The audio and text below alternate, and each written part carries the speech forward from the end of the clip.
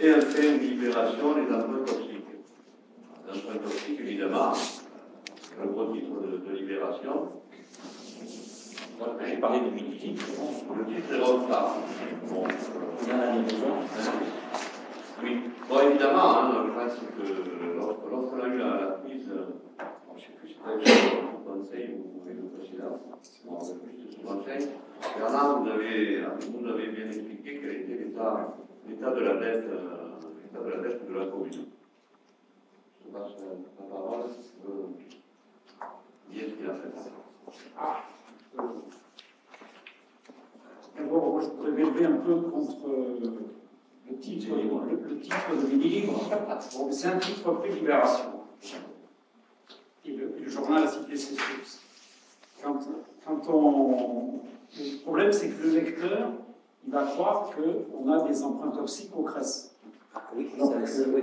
Les emprunts toxiques, je vous rappelle, à l'époque, hein, c'était des montages particuliers où les emprunts étaient indexés, non pas sur l'euro, mais sur le yen, sur tout un tas de monnaies qui étaient effectivement très intéressantes à l'époque. Et la commune n'avait jamais fait donc, ce pari ou pris ce risque de prendre des emprunts toxiques. Enfin, à l'époque, on ne les appelait pas toxiques, on les appelait à prise de risque maximum. Par contre, je vous ai toujours dit que la commune avait équilibré sa dette en répartissant 50%, enfin, je le fais globalement, 50% en taux variable et 50% en taux fixe.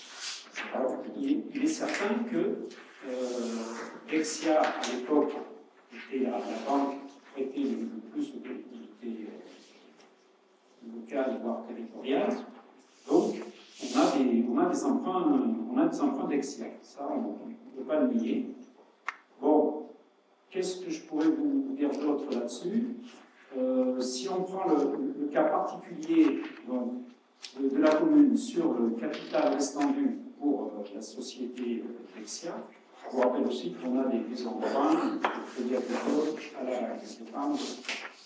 Le montant actuel du capital restant dû pour Dexia se monte à 3 680 000 €. Si on regarde le coût annuel estimé, mais uniquement sur cet organisme, estimé de la dette donc Dexia, il est à 133 000 €. Et sur les 133 000 €, on a toujours nos 51 000 €. Alors, bon, là, ça ne fait pas exactement 50%, mais ça fait même moins. On a 51 000 € en taux variable. Alors, si on regarde l'article de Mini-Livre ou de Libération, ils annoncent donc 4 078 € annuels, avec un pourcentage de surcoût, si on le rapporte au budget communal, ça nous fait un pourcentage de 0,06% donc, par rapport à l'ensemble du budget communal. Si on prend, d'après le... Alors, bon, effectivement, je n'ai pas l'article du Mini-Livre pour distribuer à tout le monde. C'est pas prévu à l'ordre du jour. Donc, si on prend, d'après ce qu'ils annoncent au niveau du chiffre, le surcoût de 8,86%, il est calculé sur le taux variable, puisque le taux fixe ne peut être considéré comme concerné par ce calcul. Ça, je l'ai déjà évoqué. Et là, il se monte à 4 518 €. Et si on refait le même calcul que tout à l'heure, c'est-à-dire le pourcentage de surcoût sur le budget communal, rapporté aux dépenses de fonctionnement, et là, on a mis le budget primitif 2011, c'est-à-dire 6 779 500 €, on a voté il n'y a pas très longtemps, 0,07%, donc le pourcentage. D'accord, c'est bien. Mais d'abord, moi, ce que j'aimerais savoir, si vous voulez, puisque c'est des emprunts structurés, donc le détail nous est donné. Structuré, j'aime bien ce terme, toxique. Oui, ils étaient structurés au départ, ils sont devenus toxiques. Mais au départ, ils étaient structurés. Donc, d'ailleurs, c'est bien et c'est complexe. Alors, ces genres d'emprunts, vous avez un taux fixe, effectivement, vous avez bonifié, mais il y a toujours une partie optionnelle. Et moi, j'aimerais savoir, dans cette partie optionnelle, d'abord, sur quel, comment dirais-je, sur quels indices ce qu'on appelle des actifs sous-jacents, sur quels Les taux Euribor. Voilà. Et quelle est la méthode de calcul? Certainement, il y a une barrière au-dessus, puisque c'est structuré à l'arrivée un certain indice, normalement. Et là, vous pouvez vous retrouver avec des intérêts non plus l'intérêt de 3 ou quelque chose comme ça. Là, vous pouvez vous retrouver avec des intérêts de 10 et quelques.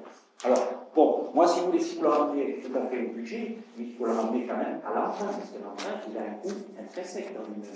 Donc, je veux dire, il ne faut pas le ramener à la totalité de la masse des emprunts. Mais si vous voulez, moi, ça restait plus général. C'était pour savoir si vous étiez passé d'abord par un intermédiaire financier agréé pour signer ce genre d'emprunt.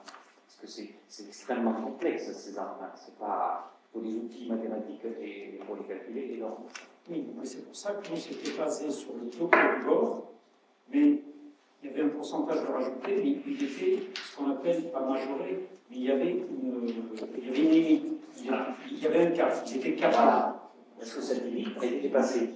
Et non, il était capé, ça avait été négocié au départ. D'accord. Bon, vous n'êtes pas passé par un intermédiaire financier, comme la loi vous y oblige pour ce genre d'emprunt. C'est-à-dire que la loi vous oblige de passer par des intermédiaires financiers agréés avant de contacter des emprunts structurés. L'externe n'est pas. Pardon? L'externe n'est pas. Je pense pas, un intermédiaire. L'externe, c'est le partenaire. Bon.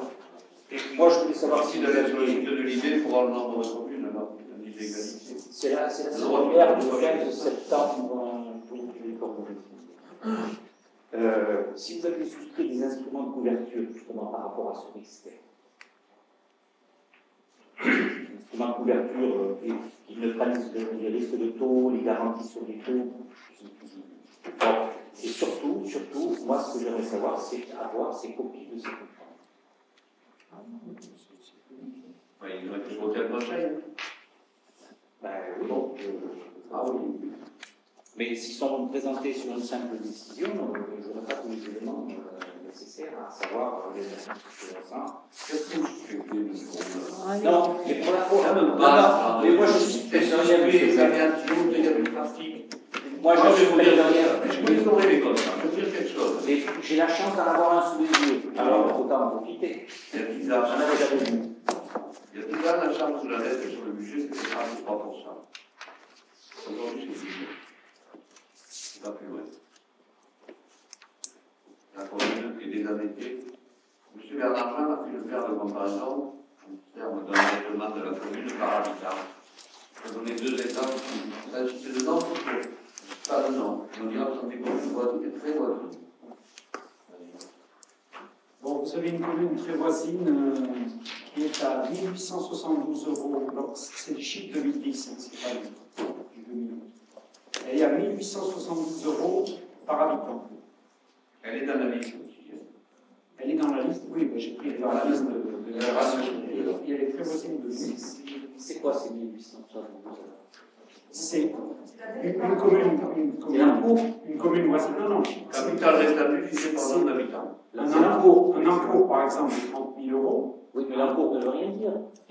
Ça dépend du bénéfice que fait la commune, enfin de financement. D'accord.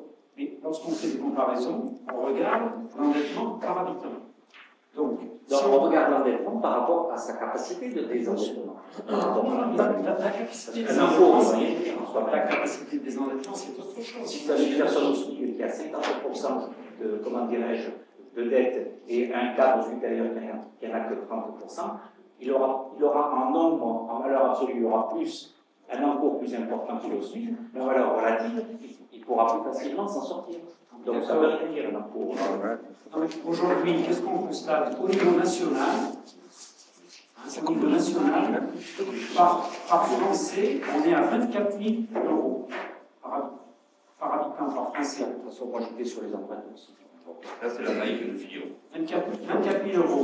Bon, la commune voisine que vous citez, ils sont à 1872 € par habitant. Une autre commune voisine qui touche aussi le CRES, ils sont à 1451 € par habitant. Et le CRES est à 651 € par habitant. Donc, au niveau des comparaisons de la dette par habitant, Non, moi je vous promets que ça ne veut rien dire. Ça dépend de l'autofinancement que dégage cette commune. Il faudrait le ramener à l'autofinancement divisé par le nombre d'habitants et faire le rapport. Et oui. Ah, ben, écoutez. C'est pas que ça veut rien dire, mais c'est un facteur de comparaison. C'est que tu le sais que tous les ans. C'est un facteur de comparaison. Si vous pouvez me faire passer les copies des ça me va.